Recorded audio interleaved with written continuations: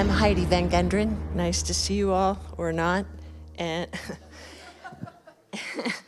I want to add my thanks to Chip Cummins. I've been coming to AREI like Maggie for quite a few years, and I have to say that Chip is really one of the early feminists in the climate movement. He really was one of the first people who said to me, you know, women need to lead the world.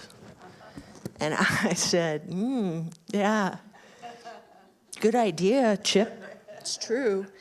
He's also the one who said we were talking about the panel this morning, and he said, really, we should have added a women leading the world, where in the world are we leading it to? We have an unannounced beginning for our panel this morning. Mary Robinson was the first woman who was elected president of Ireland. She went on to serve as the United Nations High Commissioner on Human Rights following that. She is of the elders. She is a remarkable woman leader in the climate justice space, and she was kind enough to record a few remarks that she wanted to offer all of us this morning. She'll be behind us. I don't know if we want to, how much are we blocking? I'm very pleased to address this AREDAY summit in Boulder. I hope to encourage you to believe that although we are at a dangerous point in this climate and nature crisis, it is soluble. And in particular, women leaders must stand up and solve it.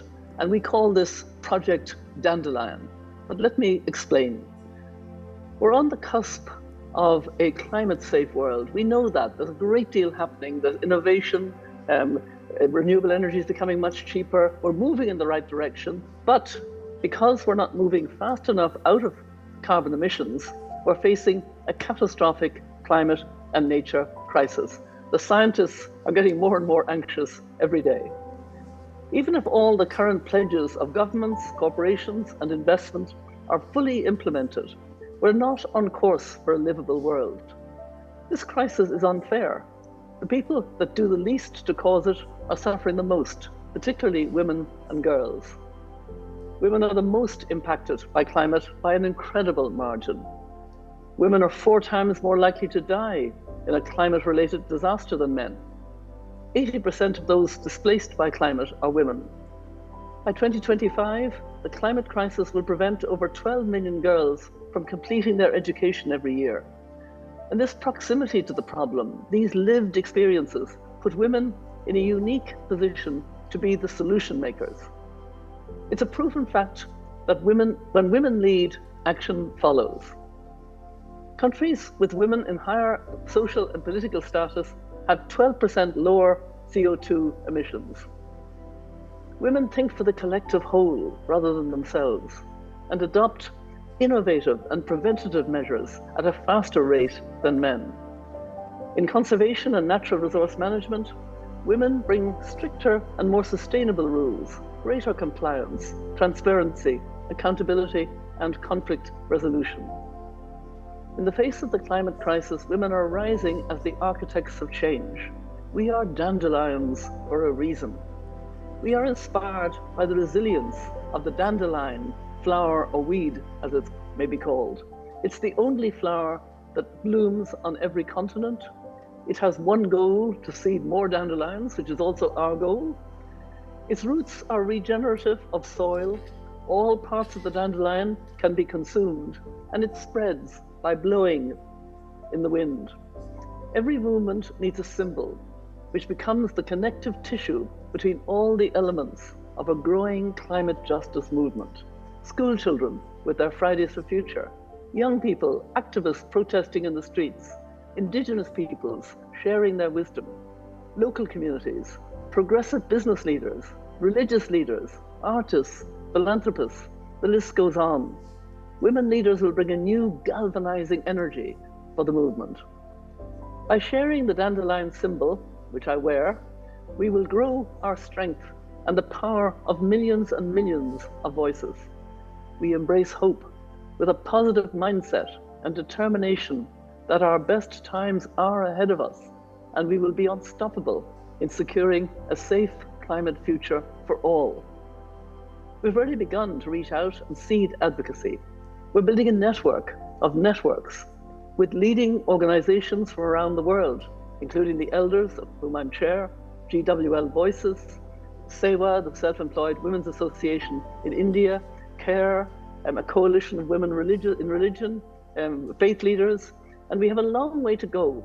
But already over 3,000 women leaders have signed up on to say, I am a dandelion.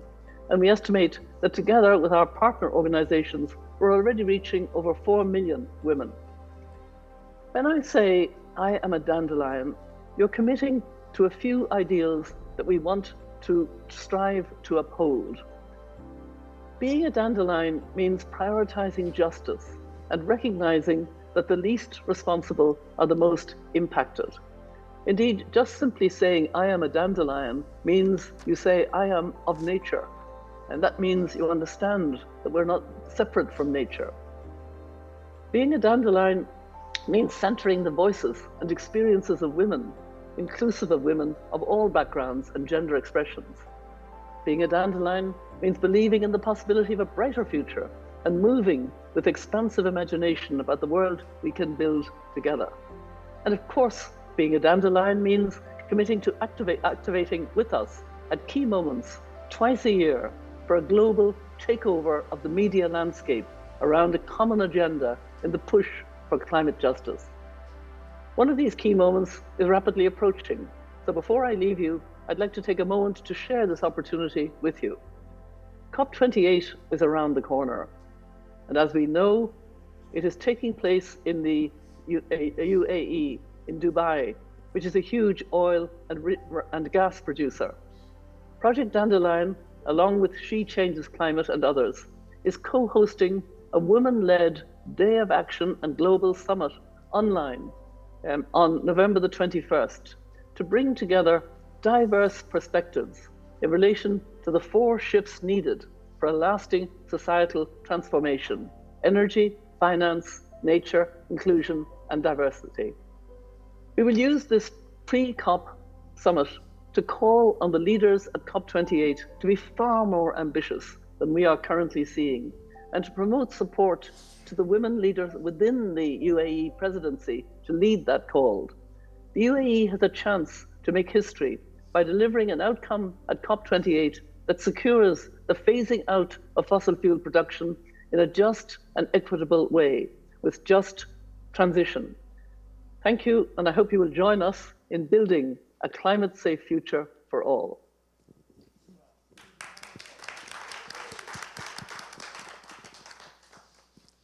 Wonderful.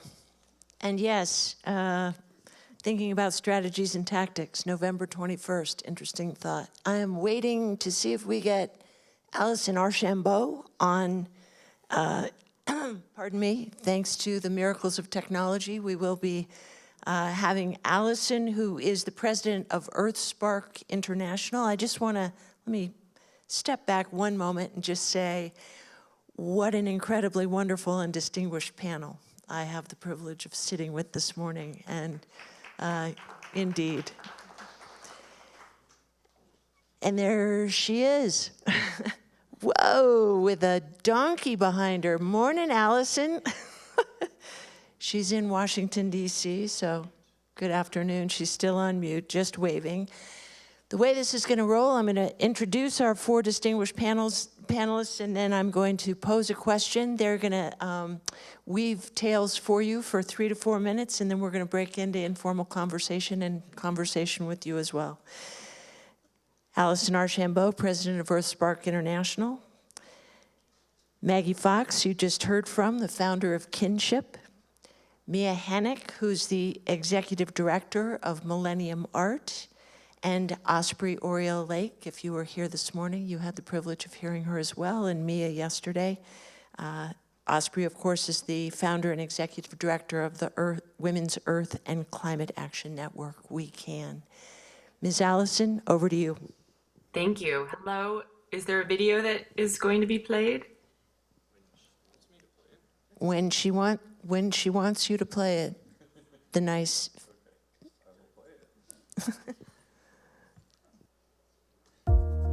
In Haiti, a women-run enterprise is meeting the challenge of energy poverty by approaching its energy access project with a gender lens.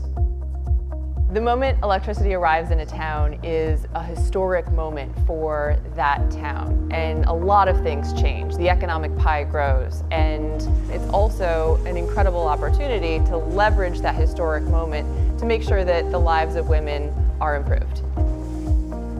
Since electricity has arrived in Les Anglais, there has been more businesses around town.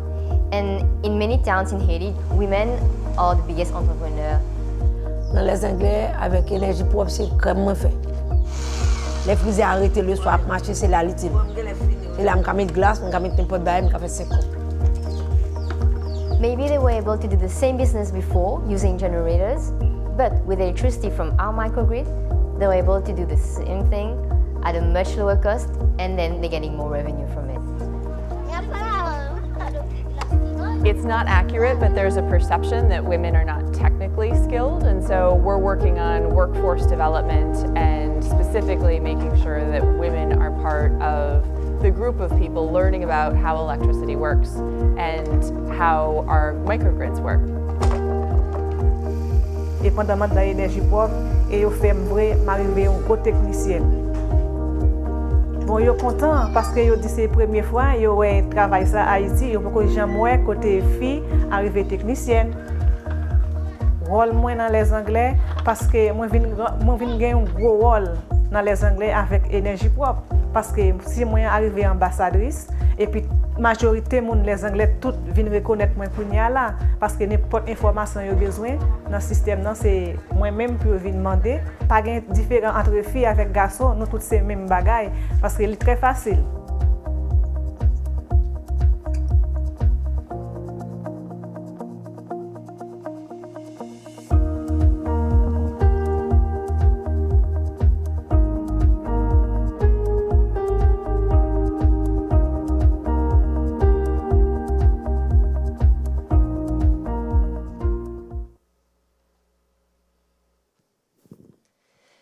Allison is going to continue a moment with, and I'm a little out of practice on this, obviously, because I failed to sort of cue up the introductory remarks here from everyone, which Allison and I basically schemed and thought about asking each of you to envision that feminist future with climate solved and to address all the ways that that the paths that we went down to get there, the work that you're currently engaged in helping that to happen.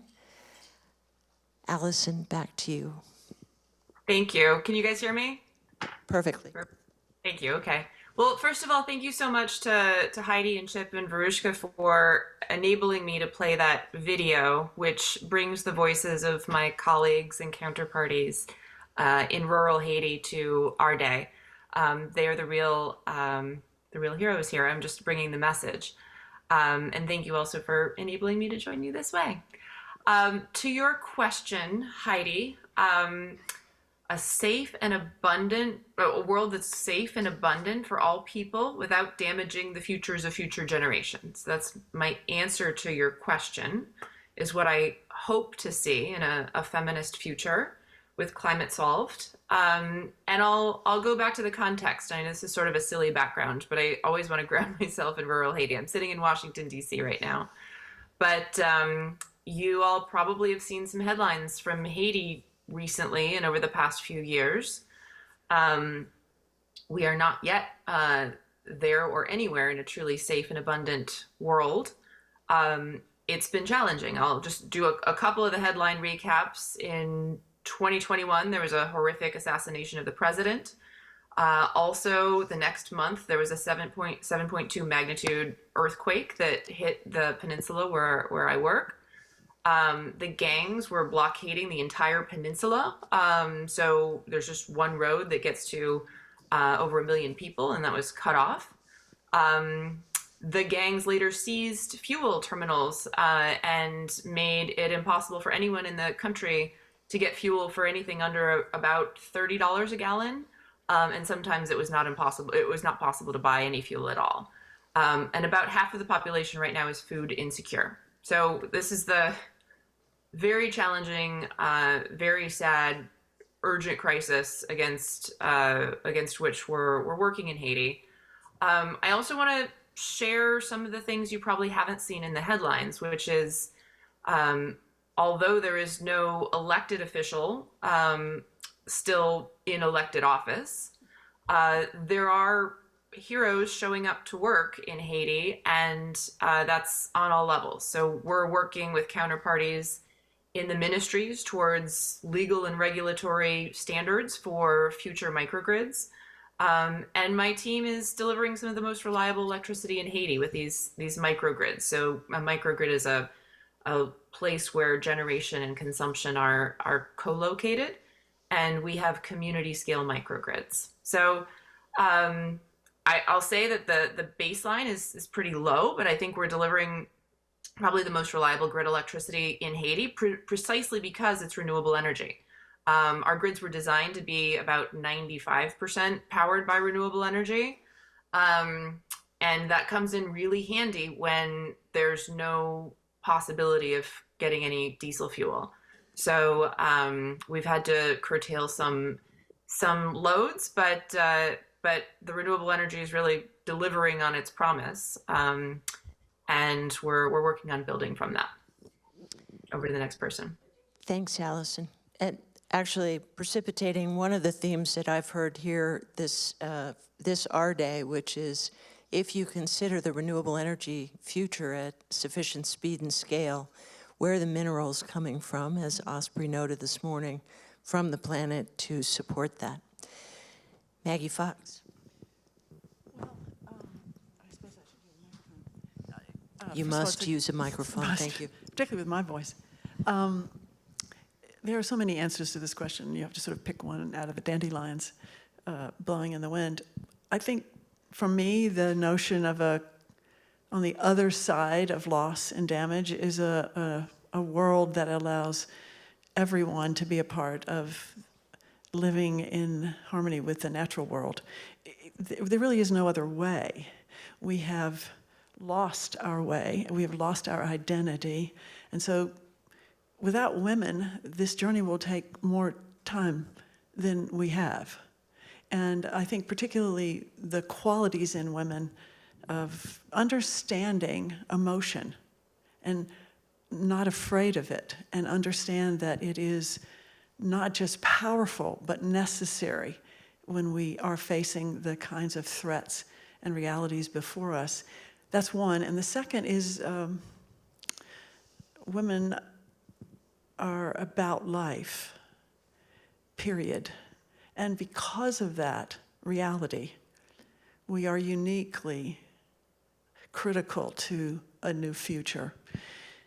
The other is that women, by definition, by our nature, have two qualities that I've always been fascinated by.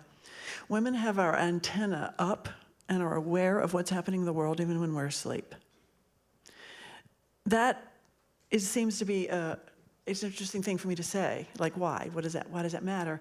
Because the sensory perceptions of women are critical to a different future. The one world that we live in now is not only not sustainable, it's broken. And so you have to have women leaders setting the way to actually articulate a different way of living, not just working on renewable energy, but in a different way of thinking and being. It's not just the work, it's how we perceive ourselves and our role in the world that has to change. Without that, many of our solutions are quite hollow and won't last. And I think without being the least bit negative about men, I happen to adore my son, my husband, my father, my grandparents, and all of my dear friends. It has something to do with the imbalance that exists in the world today of women leadership, as was articulated by several other people. And so we have to move in that regard more aggressively than we have to date, because that imbalance has to be corrected before we can get to the future we actually can envision, and particularly women can envision. Hold on to your mic. It's all yours. Let's see if this works. Yes. First, I want to start honoring Indigenous Peoples Day by acknowledging the land of the Arapaho Nation, land that we are on here in Boulder, Colorado today. I'm also extremely appreciative to be part of this panel, Women Leading the World, because there's millions of us, and happy to be on stage with this group of amazing women. I'm Mia Hanák, Executive Director of Millennium Art. I identify as a female earthling living on planet Earth in the Milky Way galaxy. I'm the daughter of immigrant refugees that escaped from the Czech Republic, or Czechoslovakia back then, during the spring of 1968. I'm the mother of a mixed Indigenous son who is a quarter Thunderchild Cree and a quarter St. Regis Mohawk. As a mother, daughter, environmental artist, and climate activist, I have found that my passion, my purpose, and my profession are all one. I've also come to realize that the survival of our Earth systems and Indigenous knowledge are one. Indigenous knowledge is carried in Indigenous language, and much of the wisdom is carried by Indigenous women, imbued within that language. Excuse my notes. Indigenous women carried the hope to heal themselves, to heal the land, to heal the youth, and to heal the world. In my work, I've made an effort to always work with Indigenous peoples and communities. I engaged with their input, their perspectives, their approval, and their blessings for any art installations we place publicly on their lands. With the environmental art project I shared with you yesterday, LakaLelup, I had the privilege and honor to work with the elders and the youth of the Washoe tribe who named the art installation LakaLelup, which means coming together for a common purpose. Melba Rakau is the Washoe elder who we collaborated with, and we had the honor of recording her speaking in Washoe, which when you hear it, it brings goosebumps to everyone that listens. The Washoe language is an endangered language that is a language isolate. It's unrelated to any other language in the world, making it part of the Hokan family of languages. Melba is one of the 20 elders left that fluently speaks the Washoe language. 20. Washoe means the people from here. This includes people, the people, and the land they inhabit or inhabited before they were removed. The Washoe tribe is the oldest Indigenous tribe in the Great Basin of the Sierra Nevadas, which is where I lived prior to moving to Missoula, Montana, and that's why I did a lot of the work with the Washoe tribe there. The Washoe tribe is the oldest Indigenous tribe in the Great Basin of the Sierra Nevadas, and they have been the original inhabitants and stewards for over 6,000 years. Some people say even up to 10,000 years. With the language vanishing, the knowledge and wisdom is vanishing, and we are running out of time. The loss of Indigenous language leads to the loss of Indigenous knowledge, loss of wisdom, loss of culture, and loss of traditions that are transmitted orally and physically between generations. So we must unite in providing financial support, rights, and security to enable Indigenous cultures to protect their language, and importantly, the traditional ecological knowledge imbued within that language, so that they can continue to empower their youth to continue being stewards of their land and the water for generations to come, and hopefully another 6,000 years. And I want to close with a quote from Melba, which is, "We must remember that the land, the water, and the people are one." So thank you. Thank you. Honored to be on the panel with all of you. So I'm just going to make a few comments and then show a video just to show some of the women that we work with directly, since I had the honor of giving a keynote this morning. The one thing I want to say, just to add to all these other great comments that have been made, is that I think one of the key issues that we're dealing with is historically the violence against Mother Earth and the violence against women, and they're completely intertwined. And we're in a big historical shift to heal that. And I think that's at the core of a lot of the polycrises that we're facing. And so a lot of the work we're doing at WECAN is to look at the worldviews and the historical traumas that have gone on for really hundreds and hundreds of years that have got us into this crisis that we're facing now at so many levels, both social and ecological. And how do we actually infuse these new ways of thinking into programs and projects that are really practical? And I'll leave it at that, and hopefully someone will push a button and we'll see a video. When I come back here after 25 years, I was shocked. When I was a little girl, the forest was here. And when I was here, I see no more trees. Idea was how again people can bring life back. As the climate crisis increases, scientists are telling us that one of the most important things that we can do is to protect forests and biodiversity. The Congo Basin is one of the largest and most important forests of the world, only second to the Amazon in terms of size. And there we are reforesting damaged lands, lands that due to extractive industries, agricultural business, have been completely turned into deserts. We have now 500 women. They are planting those trees. And when you're planting trees, you are owner of those trees and you are owner on the land. That is not usual on our culture, women to have some propriety, some ownership. That gives us really confidence.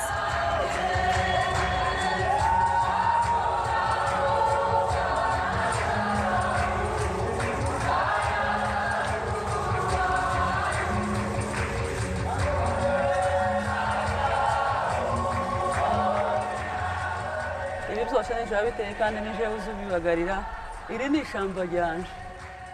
75% of the trees are going to rewilding the forest. Some of them now are 20 feet tall, and we're quickly seeing the forest begin to regenerate, and 25% are for human use so that we can ensure that we're protecting the 1.6 million acres of old-growth forest. This is where their food comes from, where their medicines come from, where the things they need for their homes come from, their pharmacy. Ibiti akamaro ko kubitera icyo bimarira n'icyo mbitegeyemo cyane ni ukugira ngo tuzongere tubone imvura muri iki gihugu cyacu ibiti byarashize. I don't think you can see it, but they're talking about how it's bringing back the rain and renewing the forests. Women are now protecting environment with trees. Women of Itombe forest, natural forest from DRC, we are trying to protect our environment. We're now protecting 1.6 million acres of old-growth forest over the years as we reforest in the Congo Basin. During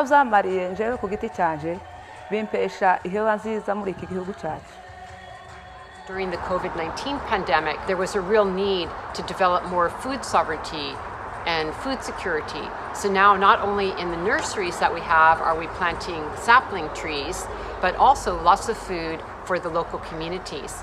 Vegetables we did really help so much. People to have vegetables to fight with malnutrition. And the women are just so proud to not only be planting trees and healing their damaged homelands, but also protecting this old-growth forest for all of us, for doing their part in mitigating the climate crisis. So for all of these things, it's a very comprehensive project that's lifting up women, lifting up indigenous peoples and their traditional ways of life, protecting old-growth forest and reforesting damaged lands. All of these forests will become soon big one, and we want to really to have again bring new oxygen. Wind will be stopping winds, and it's really very, very, very important. Trees, they are life.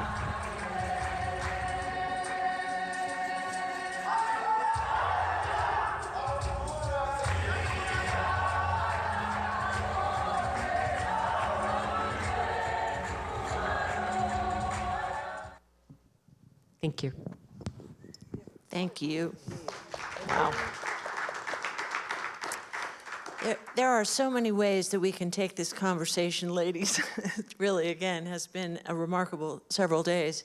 Allison, I can see you on the screen in front of me, so when you feel free to chime in, I want the panelists to feel free to incite conversation amongst yourselves and ask questions of one another. I would note, when I first heard Mary Robinson, she did note that there was need for the light touch of a women-led global movement to solve climate.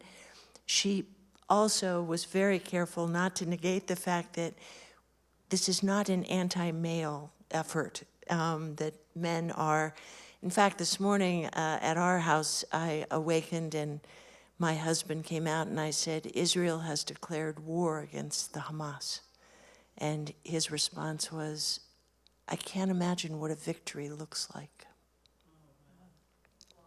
So it's every day now we seem to awaken and think, oh my gosh, one more thing.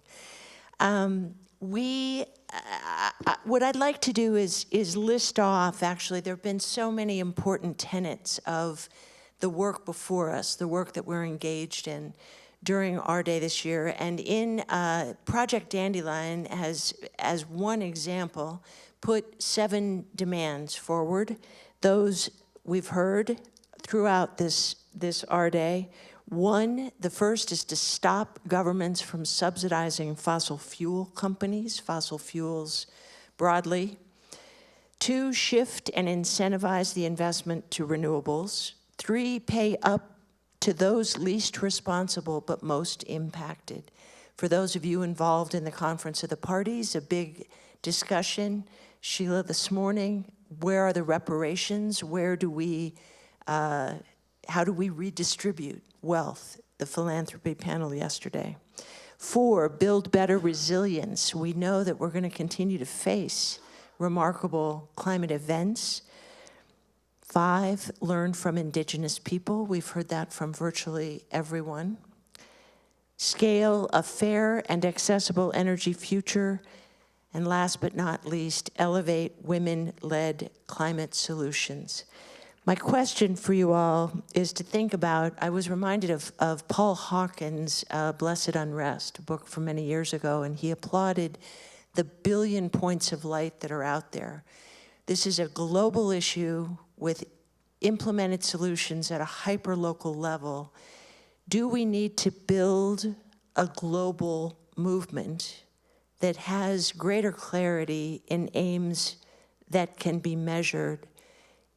Do we continue with our respective efforts, our women coalition builders, in a politically and socially significant way? I'd like to say one thing. After working in climate for more than 30 years and aggressively shifting to biodiversity for a number of reasons, I think about this a lot. One of the big challenges of living in cascading crises, which we've barely recognized as a society, the reality of, there's literally nothing in the world that is not in flux, significant change at every level. As human beings, we're not very good at that, at actually comprehending it and comprehending the scope of the threat. Most of the time, even those of us who work in this go to a certain point and then turn our heads to do more work, because looking at the future is paralyzing in many ways. So I think the billion points of light and the 1,000 points of light, whether you're George Bush, who first said it a long time ago to our amazement in an address, George Bush Sr., is the notion that those lights know where each other are, and we do not. So I'm not sure that the words building a global movement, but we do not yet have a through line, a story, a line that connects all of the efforts in the world. And that is necessary to hold us together when we cannot reach each other. We actually need to find a through line. For me, that through line is this shift in story Because unless and until we acknowledge how broken the collective cultural story that we live in the world is, and actively seek to shift that story while we are doing the work we are doing, we don't have a through line. And so for any individual in the world who doesn't do this work every day, there is just this cafeteria of global cafeteria of choices, and no way of understanding, except for your own particular interests, whether the thing you're choosing has ability to have leverage and can make a difference. So women, I think, are uniquely qualified to work on the through line. What is the narrative role in this entire story, so that people, when seeing various pieces of work around the world, they see the we have helped them build those connections. We're not doing that right now. We're doing great work in silos, and those silos don't come together. They don't amplify each other adequately, and we can fix that. And I think women in particular understand that reality and have an interest as well as a passion and the knowledge to be able to actually do something about it. Wonderful, thank you. You know, they say cash is king. Well, I say collaboration is queen. And I think, you know, continuing on my point about language, I think we just need to shift the narrative and the language that elevate women leadership into ways that the respect is automatically given, and it's not a matter of women having to have a seat at the table, it's automatically given at the table. I also, in my talk yesterday, when I was talking about the Act Now campaign for the United Nations, it started out as the UN's campaign for individual action on climate change and sustainability. And this year, they shifted that to now Act Now on all the SDGs. So sometimes that could be overwhelming because there's 17 of them. However, I think they started realizing we are out of time, and acting now is not enough just on one thing. We need to act now on everything.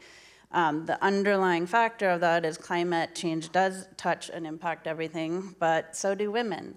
And so saying that there are so many women-led organizations working in silos, myself included, sometimes I feel completely isolated behind my computer 24 hours a day.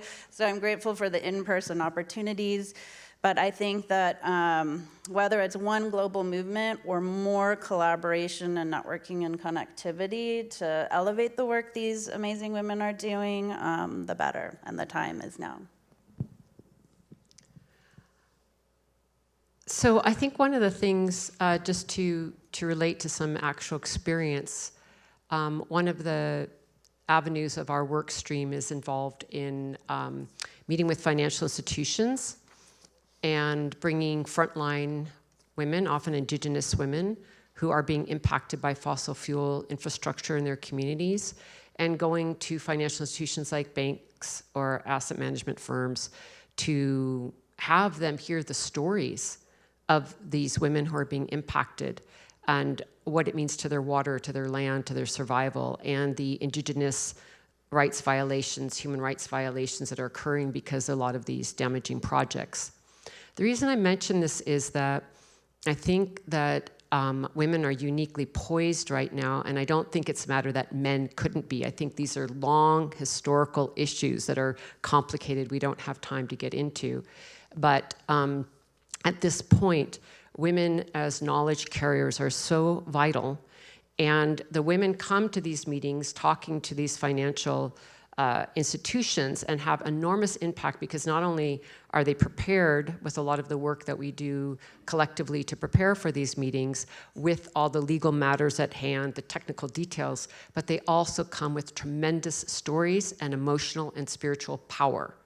And it really breaks open the space into something else that couldn't happen before, that moves hearts and minds in a very different way. So I think it's also how we are bringing relationship, and a relationship to the earth, relationship to each other, and these other aspects of our human nature that we all have that often get devalued. I remember Joanna Macy years ago telling the story about how she was brought into a meeting around the nuclear war, stopping nuclear power plants, and she was at a meeting with industry leaders, and she gave a very emotional talk, and she was criticized, like, oh, the women in the room, and it's emotional. And I loved what she said. She said, if we're not supposed to be getting emotional about destroying the planet and our entire future, what the hell should we be getting emotional about? Like, this is emotional. And so I think we're in a new time where we need to realize we cannot devalue our whole selves, and women are bringing that to the table, and it's having an impact.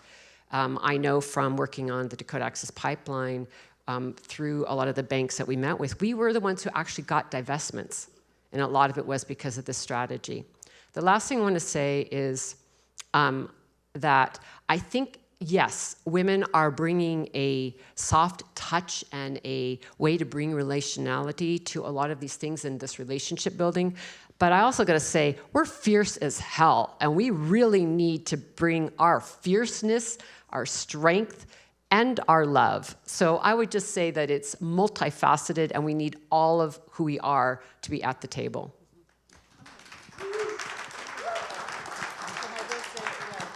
I just want to, is this on?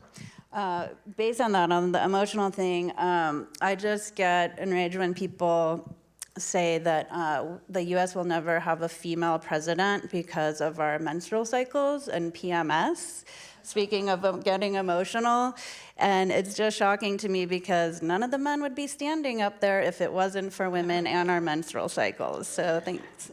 I would point out the United States is the only major economy in the world that has not yet had a woman CEO. Maggie wanted to chime in. Allison, did you want to join the fray? Oh, just yes and yes. I think it has to be a local and cross-pollination. How do we really deeply and authentically enable all these local? It's not just indigenous knowledge. It's other communities as well that are local, authentic communities that can come up with brilliant solutions, right? And so if there's a genius in every village, tapping and cultivating and enabling the ideas and inventiveness from each of those geniuses and enabling them in an environment where the benefits can flow to the village, but also we can cross-pollinate and help people cross-pollinate with best practices. I'll say feminist electrification in Haiti is something we're very much still working on realizing. And then we went to South Sudan and helped turn on the first solar grid in South Sudan, and feminist electrification looks different there. Obviously, right? Obviously, it's very different to build feminist systems in different environments. And so how do we authentically learn and adapt while still trying to have some, metrics and measurable things to enable financial flows to flow to the women in the feminist infrastructure? It's complicated, and I'm very much still learning, but it has to be both. Yes, global, and yes, hyper local. I want to amplify that, because without the focus, I mean, I worked for a long time within the context of the UN, and I mean this comment to be both respectful and critical at the same time. The world doesn't pay any attention to the UN. Regular people do not.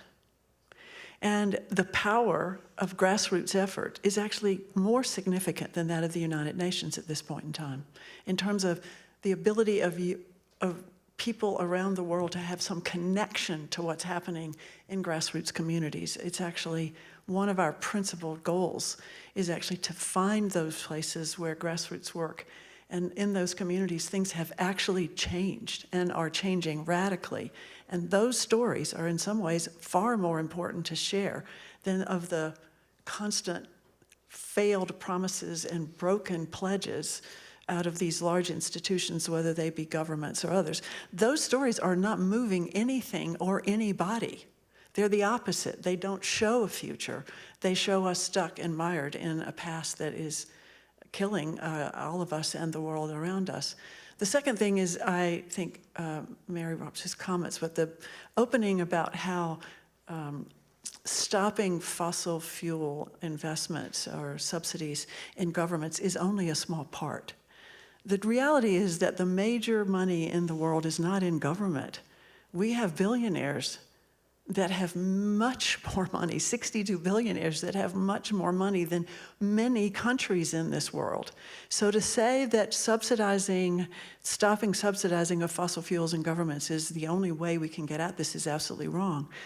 We can name 5 or 6 of the major corporations, global corporations in the world today, who have signed pledges and are talking about changing their supply chains and their work projects, but they are funneling every ounce of their profits into fossil fuels, telling us on the one hand that they're working with us and putting all of their profits into fossil fuels. That is as damaging, if not more damaging, than what's happening in governments around the world. And women are particularly well suited to telling those stories and actually unmasking the false promises of these companies like Microsoft and Google and Apple and others who are actually making more money off their profits than they are saving and actually changing their supply chains and doing the work of changing their businesses. The most interesting thing is sustainability officers in those major companies are mid-level managers and have no knowledge of the investment patterns of those companies. So I think that particular goal has to be amplified significantly because there's more money moving into fossil fuels from businesses than there is from government. There's a ton of money, Maggie, coming into fossil fuels from period. every direction. And there has been a thread, pardon me, about the scale of subsidization. So how do you call out a lie? How does that happen? How do you do it? And I think that is a challenge that women are uniquely suited to addressing. I don't know that I would call it a soft touch, but I would call it a wise touch. And the notion of collaboration and women working together to develop the through lines and actually articulating that we need not so much a council of the parties, but a council of the people, Hunter. And I think that it's past time. And women are uniquely in a position to actually make those kinds of requests and demands and do something about it. Maggie, if the United Nations is not, so one of my observations would be that we actually are at an inflection point where global governance can genuinely come forward for the first time, certainly in our lifetimes, and arguably perhaps in the history of people on the planet, if not the United Nations. And if there is, would you agree with that premise that global governance could be a very interesting aim? In fact, some of the actions that the United Nations have taken toward corporate investment have been an interesting case study in this. So do we have the aim to empower that institution and bring forward effective global governance? Ladies at the end of the panel. Tim Worth was here at some point this weekend. And he was. He spent 15 years at the United States Nations with allegedly $1 billion of Ted Turner's money actually trying to do that, empower and strengthen the United Nations. And yes, in some ways it is stronger, but I greatly admire the work, but the institutional quality of it is slowing it down remarkably under a time of demand and a need for rapid change. Mia, you were. Oh, yeah. Yeah, I think in terms of governance, I think it's really important for local governance as well, especially with indigenous peoples and local community and ecological restoration. While there's so many fights out there, to transition away from fossil fuels to implement affordable clean energy and so forth, ecological restoration and natural solutions are something that women are at the forefront because they've been managing this for thousands of years. While I think that's important to empower women and indigenous and local communities to continue and accelerate ecological restoration, I also think it's equally important to educate and empower female youth leaders with technology skills, and even BIPOC communities. We're seeing that more because as we see, technology is the future. So while we have both sides of the spectrum from nature and technology, that is where I see a lot of strength. And I know that the United Nations is doing that to kind of, empower girls in science and so forth. But science and technology for youth and BIPOC girls in particular will definitely be an important role in changing the world. Osprey, were you going to chime in on that? Yeah, I think that we need to be very realistic given the time frame of nature of physics, given what scientists tell us what we're already experiencing: drought, floods, fires. So, agree, the United Nations is, maybe not the best space to resolve all these problems. I don't think any of us go to the COP thinking, wow, we're going to really walk out of here with any solutions. That's not why we go. We go because, I'll just say personally, I refuse to have the Conference of Parties meet, the governments meet, without them hearing from the people's movements. I think we do not, they're already doing not a good enough job. Can you imagine if we weren't in the room making demands? And the fact of people's movements being in those spaces is in great part, not only, but in great part why there is 1.5 degrees limit in the Paris Climate Agreement. That was a demand of the people. Last year, we won on loss and damage. So there's a role for us in being there and pushing for more radical change and demanding from governments. It is certainly not the only space. It's one of the pieces of the ecosystem that we need to pay attention to. It's not the only space. I think that I would agree that the great work that is going on is in local communities who are more and more localizing their food shed, more and more making their own medicines, becoming better neighbors. I mean, Mother Earth is going to demand that we localize whether we want to or not. We're getting grounded. We're being sent home. That's what's going to happen. That is what's happening. And I think it's good.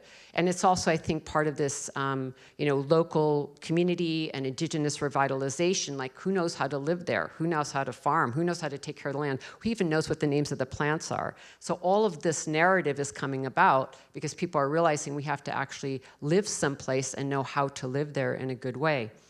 But I wanted to really emphasize that, again, it's really not about putting men down. It's really about lifting women up because there's been an imbalance. And just to really clarify that point, and so it's something that we can all do, is to really lift up the voices that have been missing.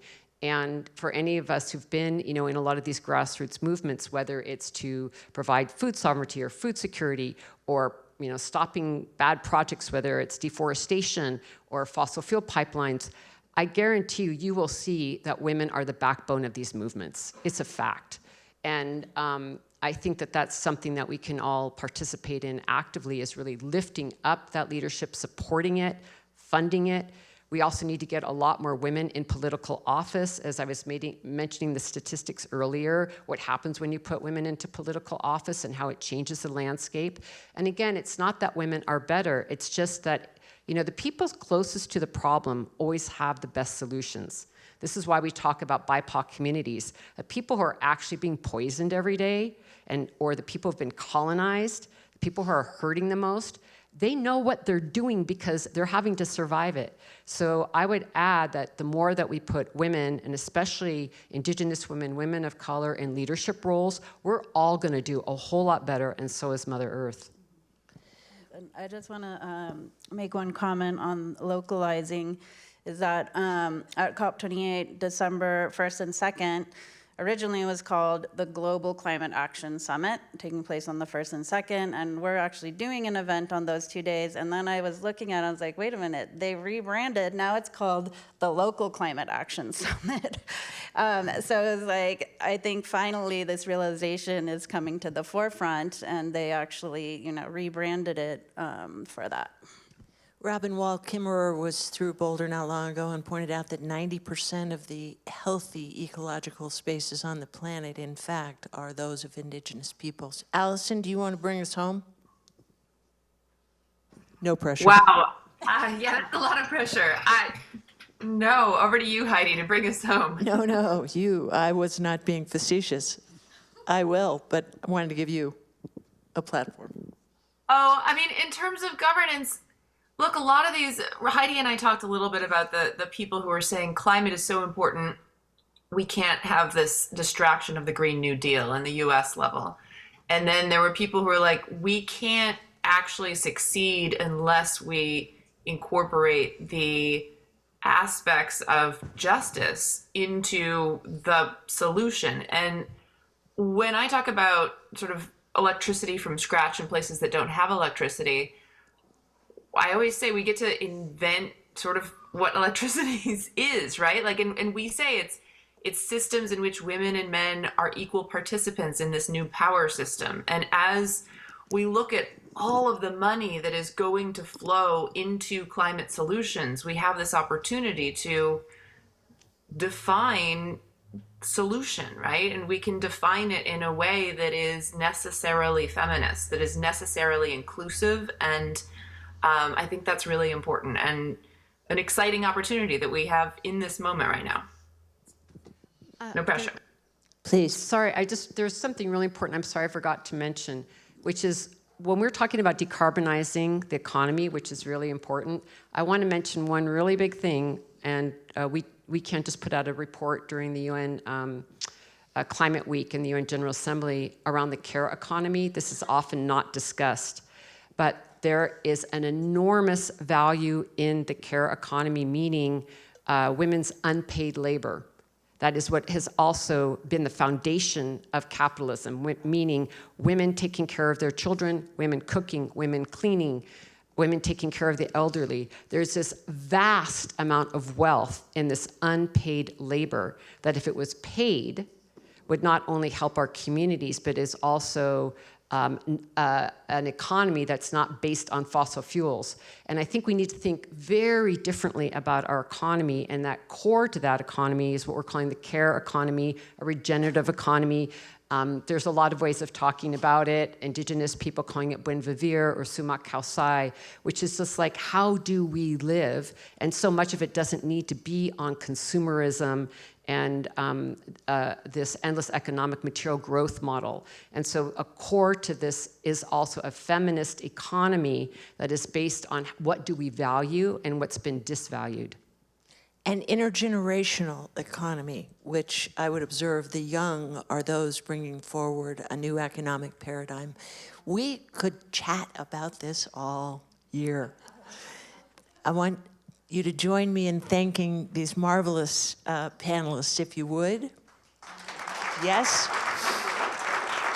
And I'm going to borrow something from Gina McCarthy, who was recently at an event that was also based on the C3E program, Women in Clean Energy. So, little crowd participation here. Repeat after me, please. Climate change is real.